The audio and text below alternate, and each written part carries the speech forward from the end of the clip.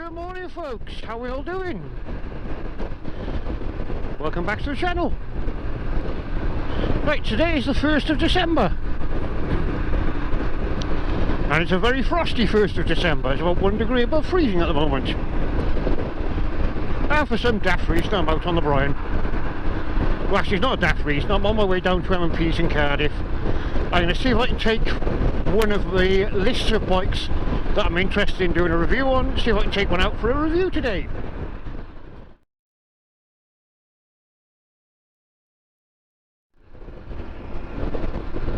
Right, I shall get back to you in a wee bit once I arrive at the shop, and we shall continue with the video. Toodles! Oh yeah, dash cam, helmet cam recording.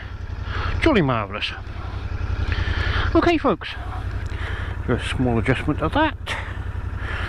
Right, today, as the title says, we are taking the 650 Interceptor out. Royal Enfield 650 Interceptor.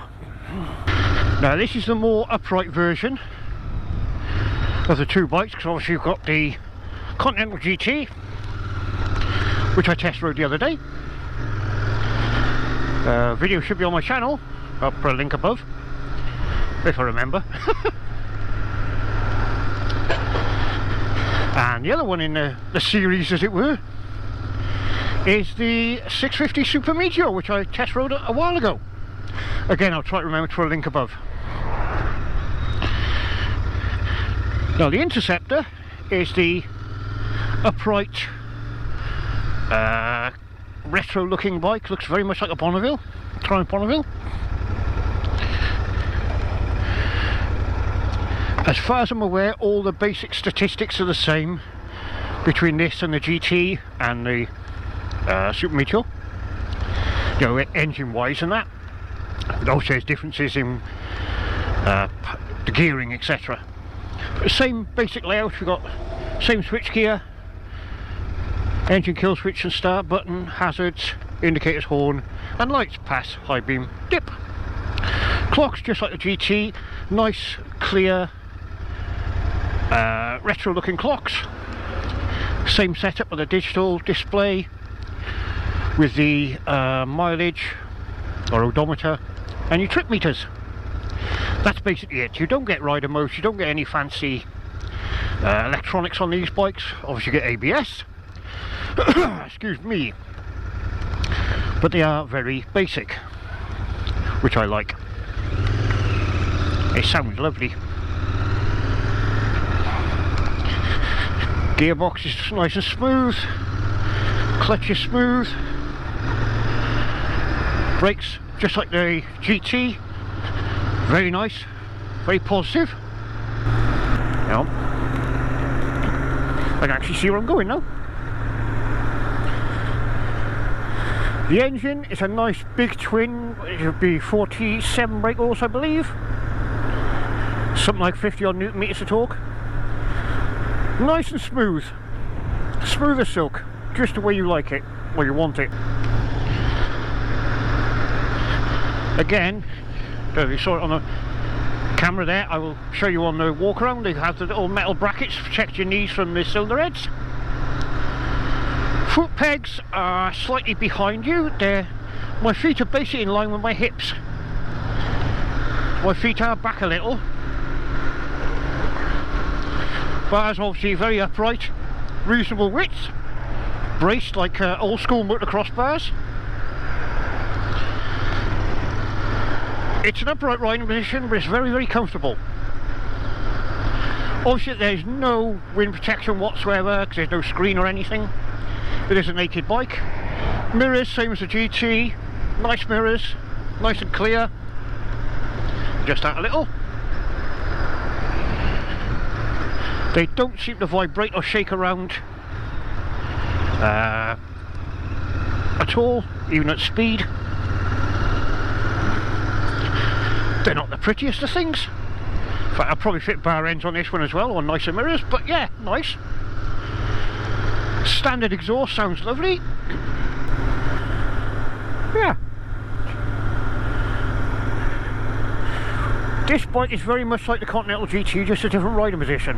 One thing I have noticed though, although it's a very large bench seat and there's plenty of room, it is very firm.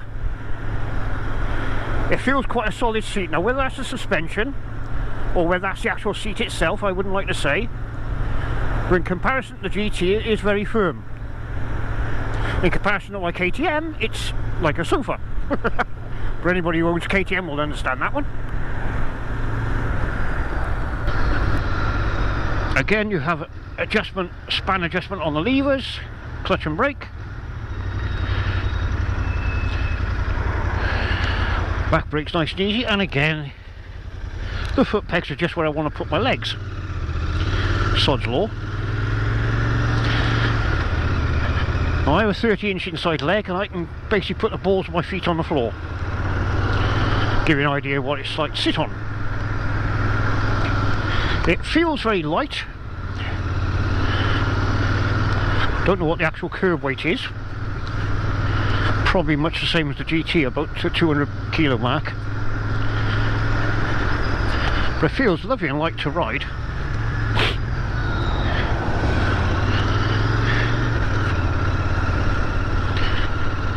Steering is very precise. Excuse me, and light. Yeah. There is an absolute plethora of aftermarket goodies you can stick on your panniers, etc. Plethora, by the way, is a posh way of saying loads. Very educational, our channel. Town manners, excellent. We'll get on to some quicker roads shortly and we'll try it out properly. And we'll also do a walk around in a wee bit, which will be much the same as the GT. Yeah, no complaints so far. Now I know Triumph do the Bonneville, and the Bonneville is a, if you like, a better quality bike in the sense of they have better quality parts, the suspension's better, you know, that sort of thing, pardon me. But the Enfields are built to, for want of a better phrase, a budget.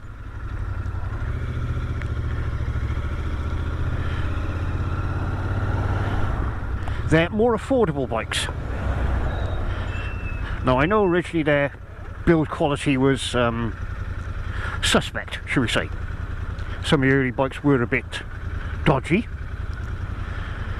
but they've improved no end. I was talking to Doug, the sales manager down at M&P's the other day. He went up to the Royal Enfield factory and he was saying the amount of work going on up there for quality control, etc. is beyond even BMW. Apparently using CAD design stuff, virtual reality goggles or whatever it is, so the guy in Leicester can see and work on exactly the same project as a guy in India at the same time, which is pretty impressive. Yeah, Enfield have really put some effort into their build quality and reliability, etc. They're a lot better than they used to be, but they're still affordable bikes. I'll give you a price on this thing later once I've spoken to the shop and find out what they go for.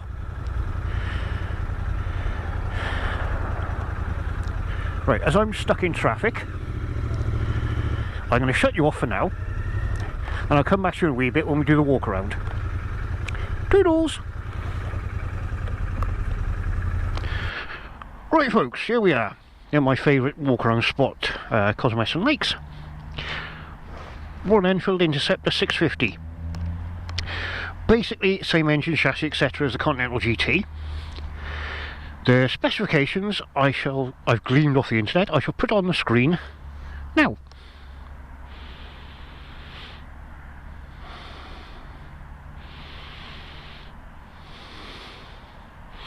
Okay, as you can see, 650 twin, oil and air cooled, 6-speed gearbox, suspension, normal weight forks, non-adjustable, rear, twin shocks with the remote reservoir, which I don't believe does anything. I could be wrong. Preload adjustment only.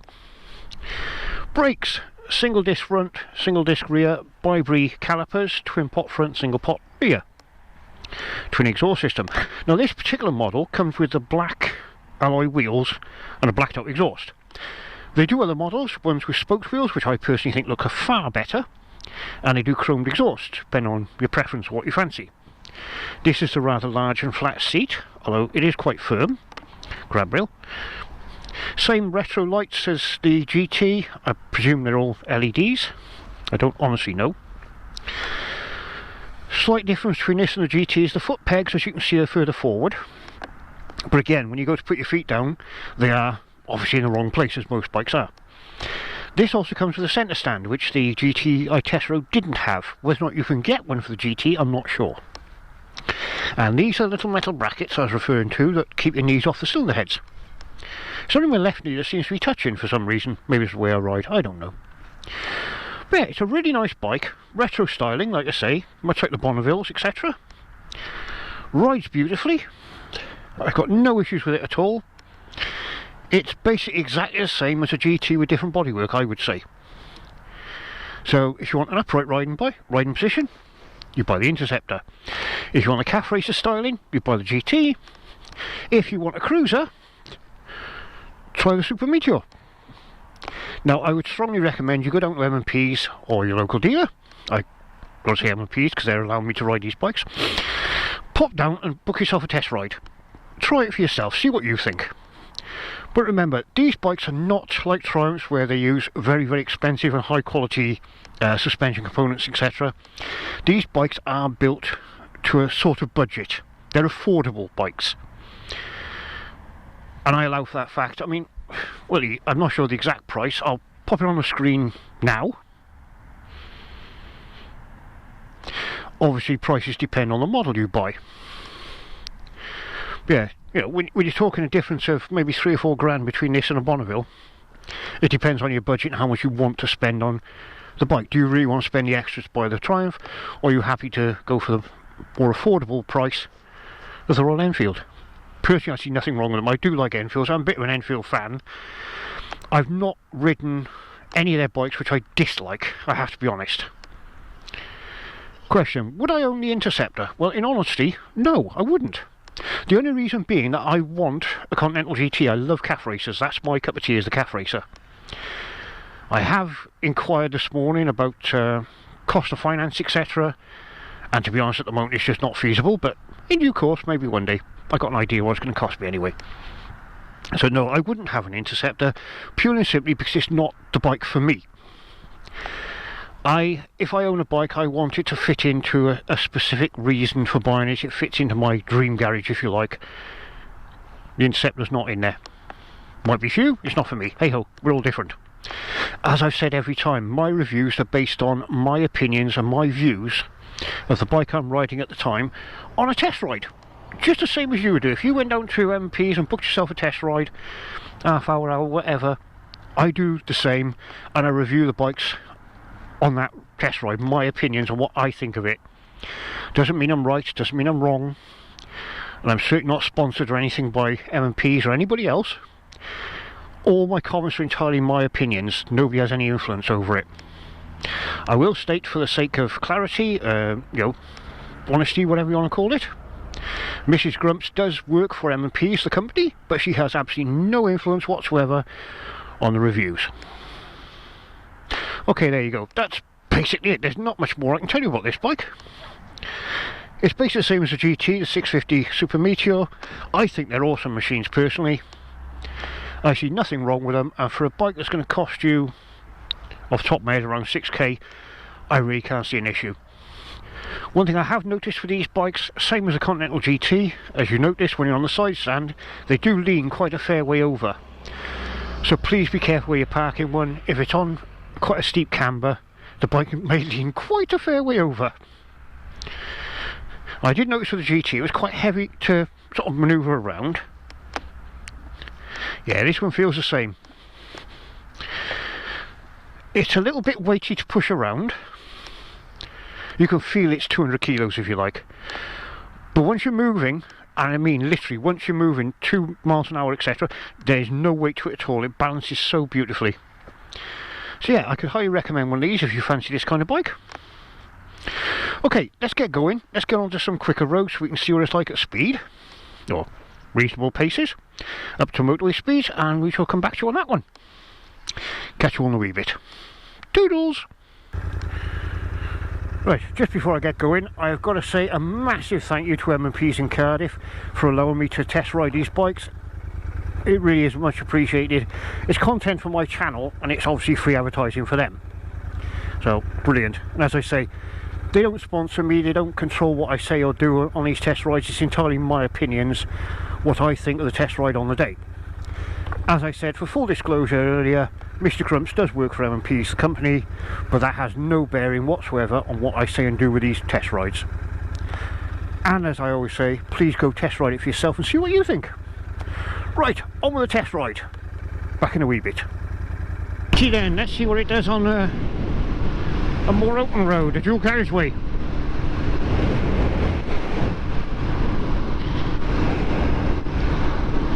Is the Interceptor any good at motorway speeds? Well, we're in 6th gear. Just wait for these vans to go past. Then we'll open her up a bit, hopefully.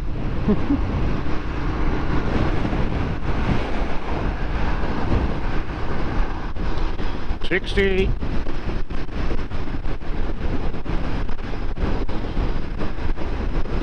Okay, well, I got up to 60. I'm held in traffic, unfortunately. We're on just under 4,000 RPM, 6th gear at 60. As you'd expect, being a naked bike, wind blast is overall, there's no wind protection. The bike is as smooth as silk, holding the road lovely. So motorway speeds, no real issues at all.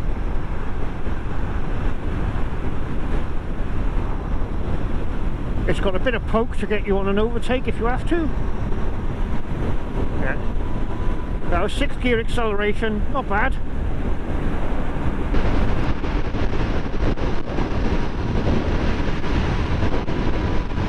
Yeah, 70 motorway speeds, no issues whatsoever.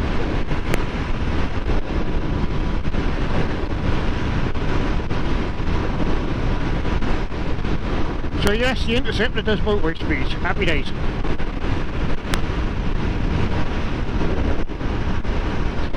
Alrighty folks, I hope you've enjoyed my little test ride review. As I say, it's only my opinions on what I think of the bike when I test ride it, the same as you would if you went to the shop and booked a test ride for yourself.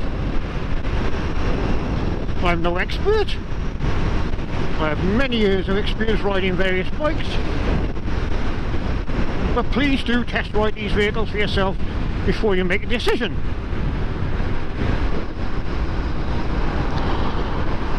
Again, thank you M&Ps of Cardiff so much for letting me take the bikes out.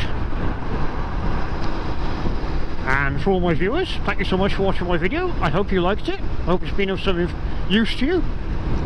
If you like my videos, please do click the like button. That's a little thumbs up at the bottom. If you don't like them, click the thumbs down. No, you're entitled to your opinion. Everybody's entitled to their opinions. If you haven't already, please consider subscribing to my channel. Just click subscribe. Then if you click the bell icon next to subscribe and click all, that will notify you every time I put a video, which is roughly once a week, give or take. If you wish to share my videos, please do. And if you have any comments to make, please leave them in the comment section below. All this interaction helps with the channel, helps YouTube's algorithms, helps build my channel. Then YouTube share my videos more to more people get to see them, which is all good for me. So I really do appreciate it if you do any or all of the previously mentioned. Anyway, again, thank you so much for watching, hope you enjoyed it. And as always, please folks, whatever you're doing, be safe, ride safe and have fun. And of course the statutory, otherwise Mrs. Grumps does get grumpy. Toodles! Right, back to the shop for a nice hot cup of coffee because I am freezing my ninnies off.